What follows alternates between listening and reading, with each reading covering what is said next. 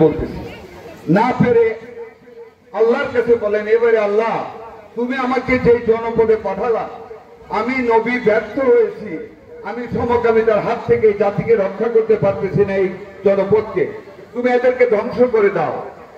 লূত আলাইহিস সালাম যখন আল্লাহকে অনুরোধ করলেন, আল্লাহ তাআলা তখন ফেরেশতাকুল পাঠাইলেন।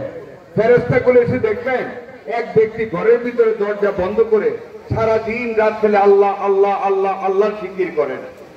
ফেরেশতারা ফিরে গেলেন, গিয়ে বলেন, এবারে আল্লাহ তুমি যে আমাদেরকে পাঠাইলে এই জনপদ ধ্বংস করতে, ওইখানে একজন মুমিন আছে যিনি সারা দিন ঘরের ভিতর বসে শুধু তোমারই জয় গান গায়, তোমারই প্রশংসা করে, আমরা ওনাকে রেখে কিভাবে এটা বন্ধ করে জমি উলট পাটন করে কিভাবে এদেরকে শেষ করে দেই।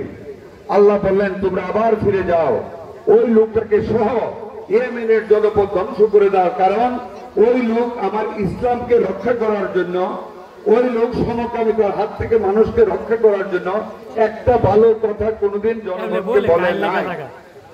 তারপর ফেরেশতারা এসে ওই জনপদ ধ্বংস করে দিল।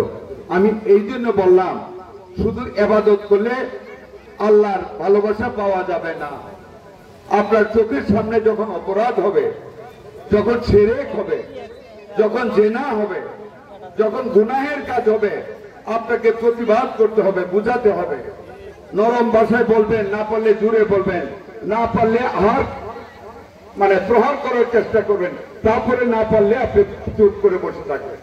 আমি একজন মুসলমান হিসেবে আমাদের সমাজে বর্তমানে যেভাবে আমাদের বোনদেরকে বিশেষ করে শিরকের মধ্যে একটা বিশেষ রাজনৈতিক দল ফেলে দিচ্ছে, পরকালকে আমাদের অন্ধকার করে দিচ্ছে, সেইটার হাত থেকে বাঁচানোর লক্ষ্যে আমি একজন নামাজি মুসলমান হিসাবে আমার দায়িত্ব কি সেই লূত আলাইহিস সালামের আমলের সেই কথার মতন আমার কি দায়িত্ব নাই আপনাদেরকে উপদেশ দেওয়ার? মনেরা দায়িত্ব আছে আমার দায়িত্ব হলো একটি রাজনৈতিক দলের বিশেষ কিছু মহিলা ইসলামিক বেশভূষা নিয়ে আমার মা বোনদের কাছে গিয়ে 2-4 আয়াত কোরআন পড়ে, আয়াত পড়ে সুরালু কণ্ঠে অর্থ বলে, শেষে বলে